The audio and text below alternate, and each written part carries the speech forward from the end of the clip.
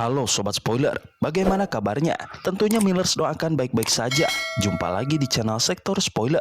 Pada video kali ini, Millers akan bahas kelanjutan cerita dari Donghua series Tales of Herdinghats episode 58. Seperti biasa, Millers mau ingatkan lagi bagi Sobat Spoiler, karena video ini mengandung spoiler, Mimin sarankan untuk tonton dulu episode-episode sebelumnya, biar ngerti jalan ceritanya. Tapi buat Sobat Spoiler yang gak sabar dan udah siap dengerin kelanjutan ceritanya, langsung saja kita gas ke ceritanya. Di episode selanjutnya, setelah semua musuh menjauh, keadaan di kapal justru makin tegang. Identitas pengemudi kapal terbongkar. Ia adalah Fan Yun Xiao, bandit terkenal yang dulu diusir dari Sekte Dao. Meskipun ia mengaku sudah berubah dan hanya bekerja sebagai pengemudi demi keselamatan penumpang, para pedagang dan pejabat tetap waspada. Mereka takut kapal itu akan membawa mereka ke bahaya yang lebih besar. Masalah baru kemudian muncul. Tungku pil kapal, sumber tenaga yang membuat kapal tetap terbang, telah dirusak serangga hingga meledak. Tanpa tungku itu, kapal akan jatuh dari ketinggian. Fan Yun Xiao panik, sementara kapal mulai kehilangan daya angkat. Chin-mu maju menawarkan bantuan. Setelah memeriksa tungku yang hancur, ia sadar bahwa ia bisa menempa ulang tungku pil baru berdasarkan pengetahuan yang pernah dipelajarinya. Dengan teknik Qi-nya, ia melelehkan pecahan logam dan membentuk ulang bagian-bagian penting. Dalam waktu singkat, tungku pil baru pun selesai. Sementara Chin-mu bekerja, Fan Yun Xiao menggunakan seluruh kekuatannya untuk menopang kapal. Tekanan itu begitu besar hingga wajahnya memerah. Begitu tungku baru dipasang, dua binatang perunggu di belakang kapal menyemburkan api besar. Kapal melesat jauh lebih cepat dari sebelumnya, bahkan menembus udara lebih cepat dari suara. Fan Yun Xiao terkesima melihat hasil kerja Chin-mu, menyadari bahwa kemampuan menempa anak muda itu luar biasa.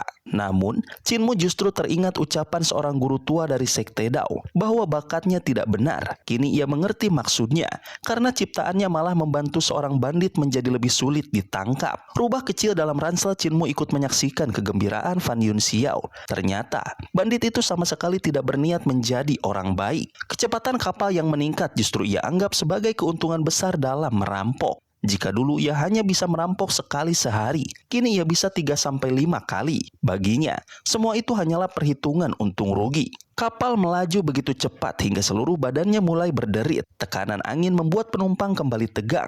Fan Yun Xiao dan para bandit berusaha memperkuat lambung kapal dengan rune vital Qi agar kapal tidak pecah di udara.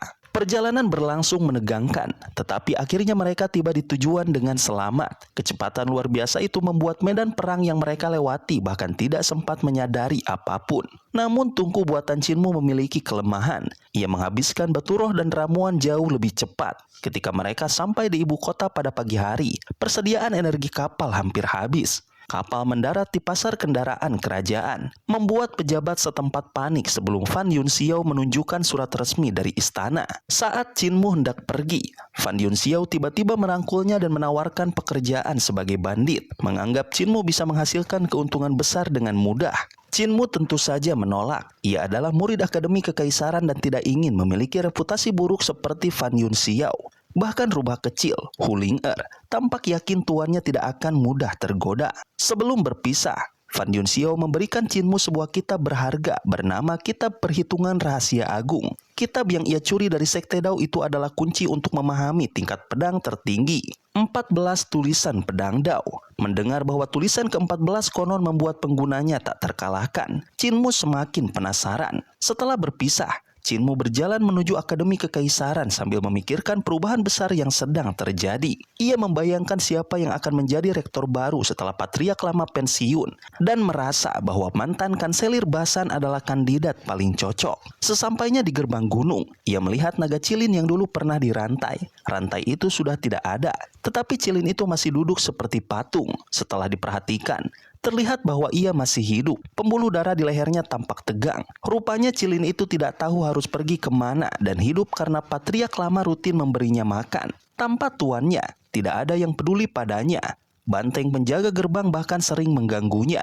Meski masih menyimpan dendam pada Chin-mu, Cilin itu mengikuti Chin-mu dari belakang, seperti mencari tempat bergantung. Chin-mu akhirnya mau merawatnya meski makanan makhluk besar itu sangat mahal. Ia hanya bisa sedikit lega karena dirinya seorang apoteker, sehingga bisa membuat pil roh api merah sendiri. Ia memberi satu syarat kepada Cilin itu. Makhluk itu harus memberikan sedikit air liur naga setiap hari sebagai bahan obat yang berharga. Cilin itu setuju meski tampak ragu. Cilin kemudian dibawa ke Danau Naga Giok untuk minum, tetapi ia masih lapar, sehingga Cinmu membawanya ke gudang ramuan. Seorang Taois dari kejauhan heran melihat patung singa naga hidup dan minum di danau, tetapi memilih tidak ikut campur. Saat melewati taman kerajaan, Cinmu melihat kerumunan besar. Sorak-sorai terdengar dari tengah area. Seorang pemuda terpental ke udara dan jatuh dengan kepala tertancap di tanah. Seorang pangeran. Tidak lama kemudian, seorang gadis berbaju hijau terpental dan menabrak dinding. Cinmu mengenali gaya serangannya sebagai gaya kanselir Basan. Ia menduga bahwa gadis itu adalah Ling Yuxiu. Namun ia tidak bisa melihat lebih lama karena Cilin di belakangnya sudah sangat kelaparan. Setelah membeli ramuan, Cinmu segera membuat pil roh api merah.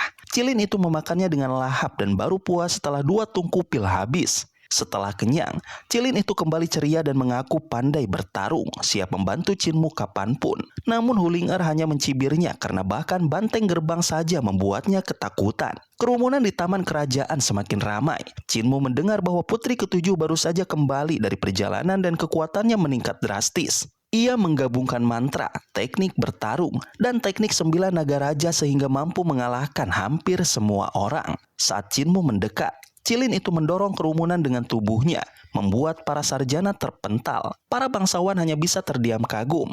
Cilin itu berlenggak-lenggok seolah sedang pamer. Di dalam taman, Cinmu melihat Ling Yuxiu yang sedang bertarung dengan Pangeran Minyu. Kekuatan putri itu meningkat tajam, dan 9 nagaki berputar mengelilinginya. Kemajuannya sangat besar. Hingga Cinmu heran dari mana ia belajar teknik yang begitu kuat namun begitu merusak. Ketika menyadari kehadiran Cinmu, Ling Yuxiu segera menghentikan pertarungannya. Ia tampak sangat lega melihat Cinmu kembali dengan selamat. Ia juga memberitahu bahwa Rektor Basan telah mundur dan rektor baru adalah seseorang yang pernah mereka selamatkan dari istana naga sungai bergelombang. Cinmu langsung menebak bahwa orang itu adalah Gu Linuan. Karena banyak orang melihat, Ling Yuxiu mengajaknya berbicara di tempat lain. Namun kakaknya, Ling Yusu, muncul dan melarang Cinmu memasuki kamar adik perempuannya. Ia membawa mereka ke kediamannya sendiri, yang indah seperti taman selatan, lengkap dengan aliran air dan suara gukin yang menenangkan. Ling Yusu menunjukkan sikap sopan dan berterima kasih kepada Cinmu karena sudah menolong adiknya. Namun kemudian ia mengungkapkan kekhawatirannya. Ayah mereka telah menunjuk Gu Linuan sebagai rektor baru dan Gu Linuan menyimpan dendam terhadap Cinmu. Ia menyarankan agar pedang pelindung junior dikembalikan agar masalah tidak semakin besar. Ia bahkan menawarkan diri sebagai penengah. Cinmu mengingat aturan di reruntuhan besar bahwa barang yang diperoleh dengan cara menipu tidak perlu dikembalikan. Namun ia juga sadar bahwa Gu Linuan kini memiliki kekuasaan besar. Ia bersedia mengembalikan pedangnya jika Gu Linuan mau berdamai. Tapi ia ragu rektor baru itu akan menghargai bantuan seseorang, bahkan dari seorang pangeran. Cinmu juga memperingatkan bahwa suatu hari nanti Gu Linuan bisa saja menjadi ancaman bagi Ling Yusu sendiri. Perkataan itu membuat Ling Yusu terdiam. Ia menyadari bahwa keadaan mereka sekarang jauh lebih rumit dari yang terlihat. Ling Yusu mulai memahami bahwa peringatan Cinmu tentang Gu Linuan bukanlah kekhawatiran kosong. Ia teringat bahwa Gu Linuan pernah menjadi guru putra mahkota, seseorang yang kedudukannya jauh di atas para pangeran biasa. Jika jarak antara bangsawan dan rakyat jelata seperti langit dan bumi, maka jarak antara putra mahkota dan pangeran ibarat 2 dunia yang tak bisa disatukan. Dengan kedudukan seperti itu, Gu Linuan tentu tidak akan segan membuat hidupnya sulit. Kesadaran ini membuat Ling Yusu semakin yakin bahwa ia tidak boleh ikut campur dalam urusan Cinmu dengan Gu Linuan. Ia hanya bisa mengingatkan bahwa rektor baru itu tidak seperti rektor sebelumnya. Ia impulsif, bertindak sesukanya, dan tidak memikirkan akibat jangka panjang. Sementara itu, Cinmu tetap bersikap tenang. Menurutnya, Gu Linuan hanya akan membuat masalah kecil dan tidak akan berani bertindak lewat batas. Ketegasan itu justru membuat Ling Yusu bingung dan curiga, seolah ia mulai mempertanyakan apakah Cinmu memiliki hubungan khusus dengan Ling Yuxiu yang membuatnya begitu percaya diri. Dalam pikirannya sendiri, Ling Yusu memikirkan rencananya untuk meninggalkan Akademi Kekaisaran. Ia sudah cukup umur untuk memimpin pasukan dan berniat pergi ke perbatasan sebagai jenderal kavaleri Roaming. Namun ia khawatir meninggalkan Ling Yuxiu sendirian di lingkungan perguruan tinggi yang kini berada di bawah kendali Gu Linuan. Setelah berbincang cukup lama, Chinmu pamit untuk kembali ke kediaman cendekia karena barang-barangnya belum ia turunkan. Ling Yusu mengantarnya keluar dan setelah Chinmu pergi, ia mengatakan kepada Ling Yusiu bahwa Chinmu memiliki pemikiran luas dan pandangan yang jauh ke depan. Namun Ling Yusiu hanya tertawa, menganggap Chinmu masih kekanak-kanakan. Meskipun begitu, Ling Yusu yakin bahwa perubahan besar di Akademi Kekaisaran akan mempengaruhi hidup keduanya. Ia pun menulis surat kepada ayah mereka dan bersiap berangkat ke perbatasan. Jika suatu hari Ling Yusiu tidak sanggup bertahan di Akademi Kekaisaran, ia bisa menyusulnya ke sana. Tetapi Ling Yusiu masih ingin meneruskan kultivasinya bersama Kanselir Basan, sehingga ia memilih bertahan. Chinmu kembali ke kediaman cendekia ditemani Cili Naga yang berjalan setia di belakangnya. Banyak penatua menatap mereka dengan iri karena makhluk itu kini tampak seperti penjaga pribadi Chinmu. Yuncu datang untuk menebus pakaiannya yang pernah disita Huling-er. Setelah membayar, ia mendapatkan kembali barangnya. Huling-er kemudian memanggil para sarjana lain yang masih berhutang, memaksa mereka menebus sertifikat hutang masing-masing. Namun begitu sadar bahwa status Chinmu sebagai akademisi kekaisaran membuatnya tak bisa memukuli siapapun lagi. Huling-er langsung cemas karena sumber pendapatannya hilang. Di sisi lain, Cili Naga mulai mengeluh soal makanan, membuatnya semakin pusing. Chinmu yang tetap tenang meminta sedikit air liur cilin untuk diteliti. Ia pergi ke aula penyembuhan tertinggi untuk menemui para tabib kekaisaran yang menyambutnya dengan senang hati. Mereka sempat mengira Chinmu membawa obat bius baru, tetapi ia menjelaskan bahwa kali ini ia membawa obat penyembuh. Para tabib menguji air liur itu dengan membuat luka kecil dan menyaksikan bagaimana daging yang sobek sembuh dalam waktu singkat. Ketika Chinmu menjelaskan bahwa obat ini bahkan bisa menyambung anggota tubuh yang terputus selama sarafnya bisa disusun kembali, kekaguman para tabib semakin besar.